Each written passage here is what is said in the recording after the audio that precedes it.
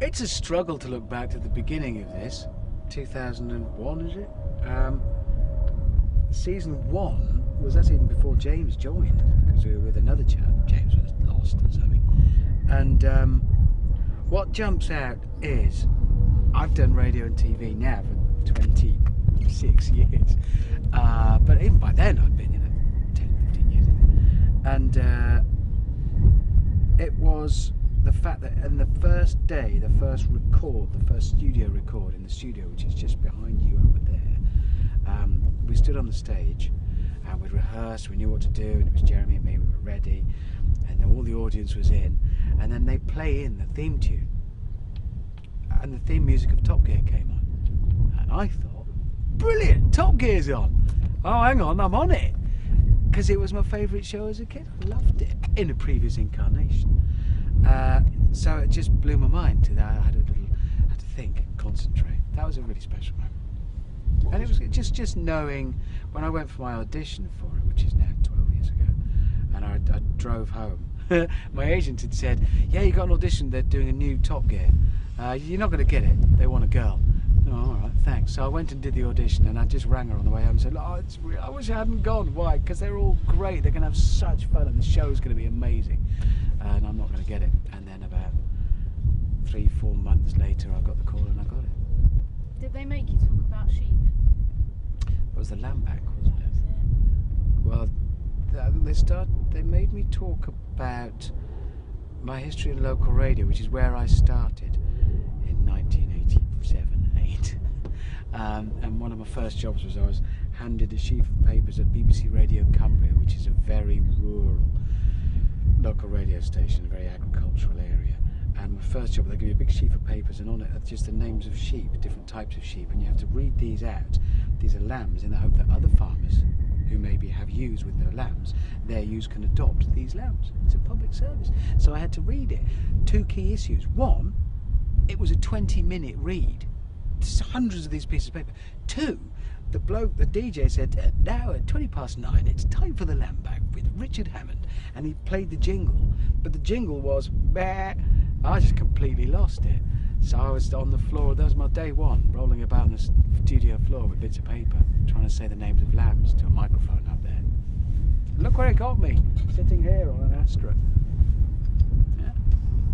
What was your gut instinct about the show when it began? Failure or phenomenon? Talk about the new incarnation. When we first started, it wasn't that well received. It wasn't enormous, because it was just another car show, but that was the joy of it.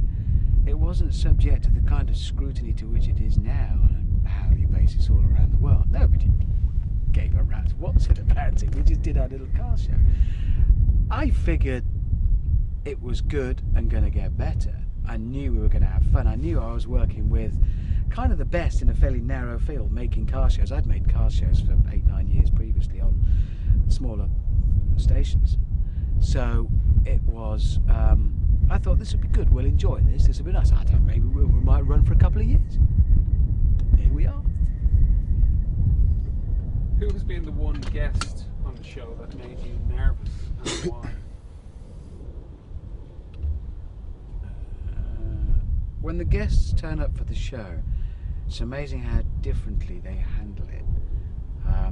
Gambon, who's after in that corner, was named over there. Big name! I mean, really big name. He rocks up at about 8 o'clock in the morning in his hat and an overcoat to stand and just look at the track. He loves it, just shuffles about.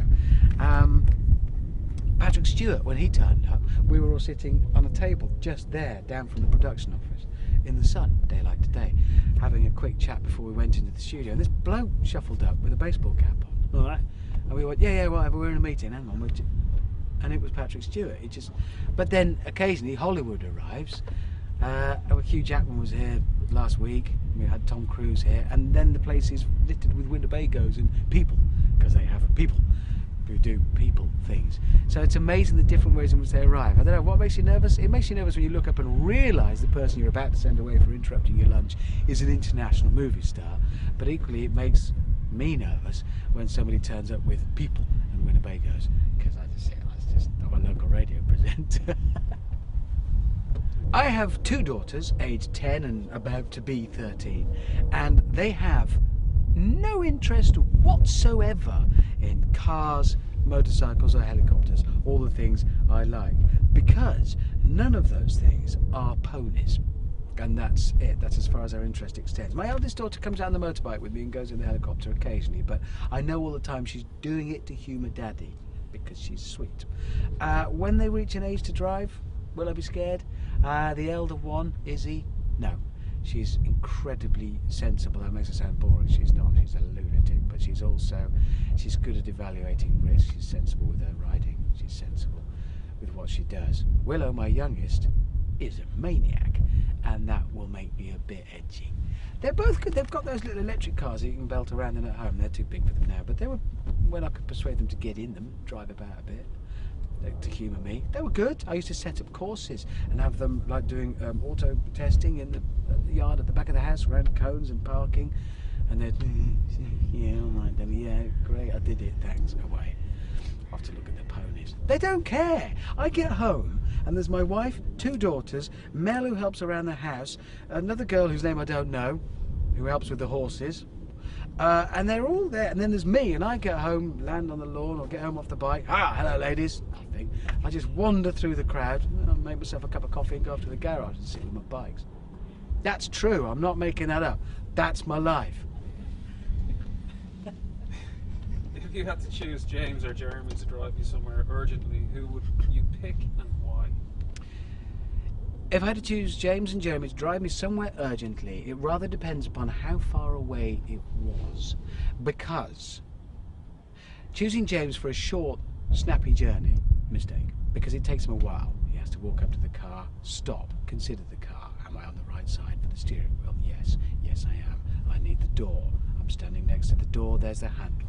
I'm going to extend my right arm, bending at the elbow, rotating wrist, pushing hands forwards, rotating fingers, cupping handle. It takes a long time. I'd choose Jeremy. However, if it were a longer journey, once we got going, I'd then have to talk to him, which would mean talking to Jeremy for an extended period, even at speed. I think what I'd do is drive myself.